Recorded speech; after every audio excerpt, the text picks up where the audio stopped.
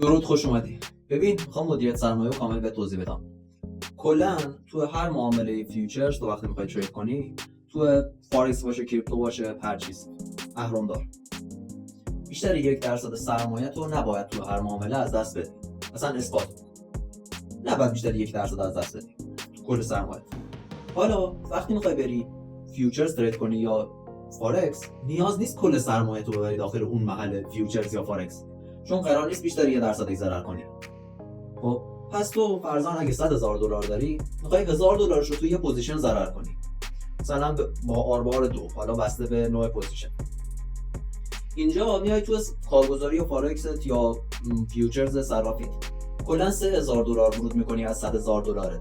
کلا 3000 تا تو میبری تو اون صرافی، چون صرافی محل ایمنی نیست. 100 بار، 1000 بار و همینطور کارگزاری‌ها باید تو ولتت باشه. حالا میتونی تو ولتت پخش سرمایه کنی، اون مقدار رو تو پروتکل‌های دیفای مثل AB ولی تو هیچ کدوم بیشتر 20% سرمایه تو نبر.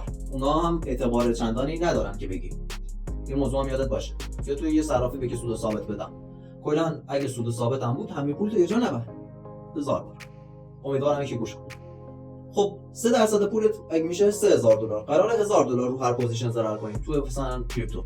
خب میخوای 3 تا پوزیشن باز کنی، حد ضرر تضمینی تو میتونی فعال کنی روی حالت کراس. مثلا اگه جزء ارزایی باشه که حد ضرر تضمینی داشته باشه، 3 تا پوزیشن که هر کدوم $1,000 ضرر کنی میتونی باز کنی که این مارجین کمتری تو اون کارگزاری داشته باشی، چون تو حد ضرر تضمینی رو فعال کردی. اگه هم نه میخوای ایزوله کار کنی، خب بازم $3,000 بردی توی صرافی قسمت فیوچرزش، بیشتر از 3% سرمایه تو نبر تو قسمت‌های پر ریسک. اینو همیشه یادت باشه. 2 تا پوزیشن $1,000 میتونی باز کنی که قیمت لیکویدیت باید قبل حد ضررت باشه. اینو همیشه یادت باشه، چون جریمه لیکویدی بالاه، 1 میلیارد بار. برای کسی گوش کن. خب پس وقتی میگن روی هر معاملت 1% سرمایه ضرر کنی، نیاز نیست کل سرمایه تو ببری تو اون کارگزاری یا صرافی که قرار باشه رو اون مدیریت سرمایه تو انجام بدی. مدیریت سرمایه تو بر اساس کل پولت انجام بده تو حساب کتاب کاغذی خودت. قرار نیست تو صرافی حتما باشه. خب قرار نیست $100,000 تو ببری تو یه صرافی قسمت پر ریسک. فرض کن حد ضرر تضمین اجرا نشد، فرض کن صرافی برداشت برد، فرض کن تحریم شد یه دفعه، همه احتمالات رو در نظر بگیر، کل سرمایه تو نبر اینجا. امیدوارم این مدیریت سرمایه رو رعایت کنی. کلا پس همیشه به خودت گوشزد کن، بیشتر 1% سرمایه تو هر معامله ضرر نکنی.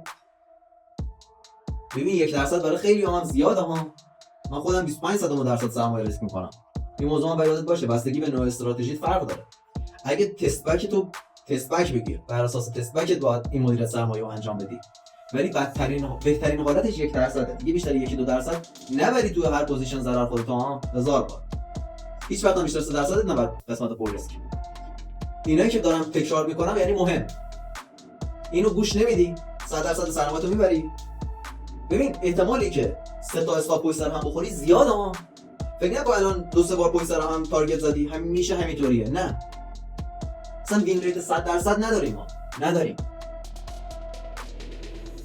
ما همیشه حد ضرر و حد سود فعال میکنی برای خودمون. اگه قرار باشه یه چیزی همینطوری باز کنی، حد ضررت و حد سودت هم اندازه هم باشه، کمیسیونی که میدی از سودت بیشتر باشه که بری 1% سود فیکی درست کنی، مثلا بگی بچه‌ها می‌خوایم آر 2 لایو بریم، بعد بیا آر 1 میبندیش، کمیسیونت هم که حساب کنی از خود پوزیشن بیشتر شده، بعد افتخارم بکنی.